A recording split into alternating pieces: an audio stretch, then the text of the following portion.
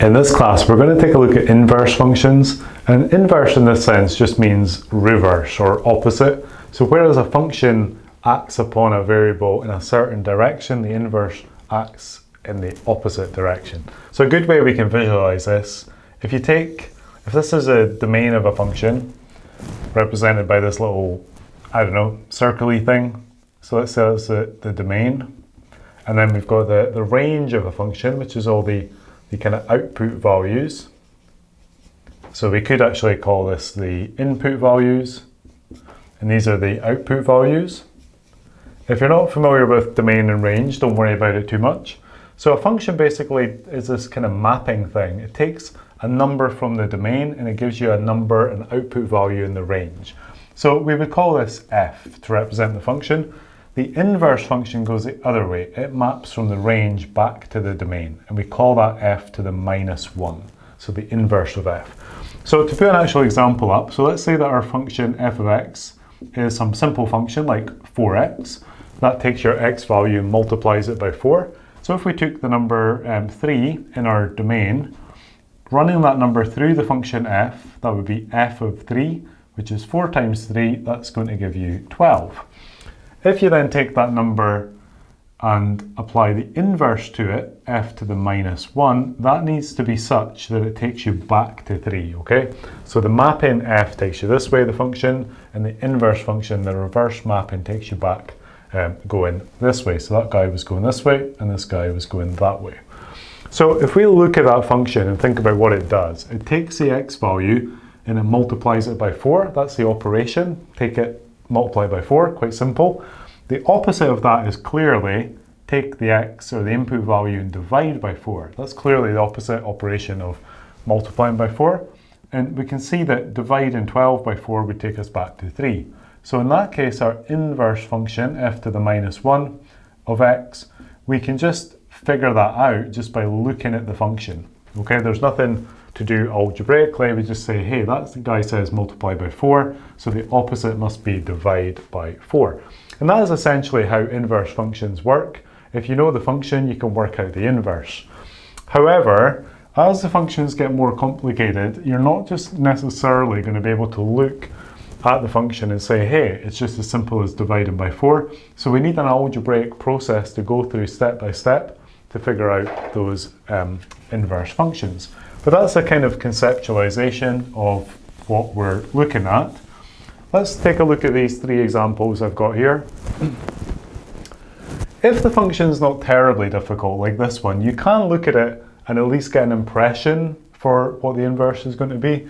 Sometimes you can look at it and just figure the inverse out. So what's going on here? Well, the x is being multiplied by 5. We're then subtracting 1. So there's 3 things going on there. There's the multiplying by 5, there's the subtracting 1, and then there's also the order. There's the order which is multiply by 5 first, and then subtract 1.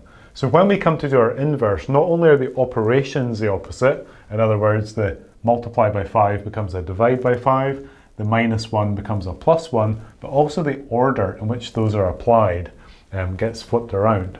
So when we work our inverse out, let's just go back at the end and check that it makes sense in terms of that intuitive idea of what the inverse should be. So the way we do this is we start by changing the function notation to a letter like y. And that's just because we're going to do some algebra here, and we tend to not use function notation when we're doing algebra. So we're just changing that to y. All we then do to find the inverse is change the subject of the formula to x. Because if you think about it, the inverse is replacing what the function is, reversing what the function is doing, going from an x to a y value by making it a y to an x value. So you're basically just swapping around the variables. To rearrange that one is fairly straightforward in terms of the algebra. So you would get 5x equals y plus 1, and then just dividing by 5, y plus 1 over 5. What we do at the end is we go back, and because it was an f function, we rewrite it as f to the -1 of x, and we just replace the y back with the letter x to make it consistent. So we get x plus 1 divided by 5. So this guy here says take your x, multiply by 5, take away 1. This guy here says take your x, add on 1, and then divide by 5. So even just by looking at what you've started with and what you've ended up with, you can see that they are opposites of each other. That's how it should be. As they get more difficult, it might not always be obvious to make that link, but it should still roughly look like you're just intuitively changing around the operations and the order.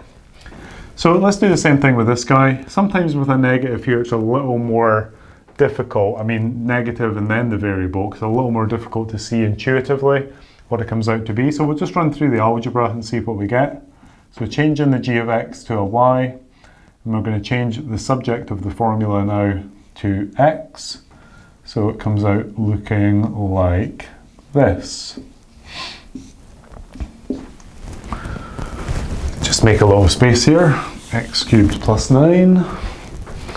Okay, so we've got it so rearranged. That should of course be a 5, and then we can just go and write the inverse. G to the minus 1 of x equals 7 minus x over 5. So a little more difficult, these ones in general, to kind of make the intuitive leap, but you can see that you've sort of got the same things going on there. They always come out a little differently, these ones, but you can at least see that divided by 5 is consistent there. You just got to trust the algebra a bit more with one like that. Okay, checking out that example I had, I can't remember what the letter was. Let's say it was h of x, so x cubed plus 9. These can really look like anything. As they get more difficult, the algebra might be more complicated to sort out, but it's just going to be more algebra. There's nothing really changing in the process. So we're going to change the h of x to y, and then it's just a case again of rearranging the equation to x. So we would get x cubed equals y minus 9, and then we're just going to take the cube root, so cube root of y minus 9. And just going to take one more line to rewrite that in the correct notation. So I'm just going to pull that guy up to here.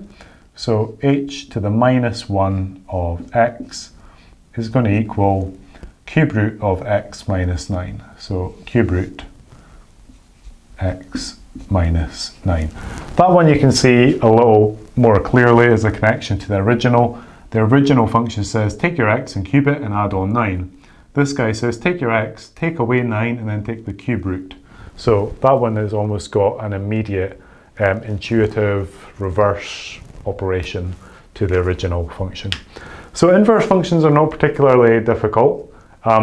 It's really just an algebraic exercise. Once you've learnt the very simple process of changing the function notation to some other variable, it doesn't have to be y, we tend to use y, then just switching the formula around to get it subjected to the other letter in the question, that is, you basically found your inverse. Don't overthink it, there's nothing much more beyond that. Just spend a little time practicing these, in particular practice in different formats. The more experience you've got with different types of function in different formats, the more comfortable you'll be with these when you see them on a test or on an exam.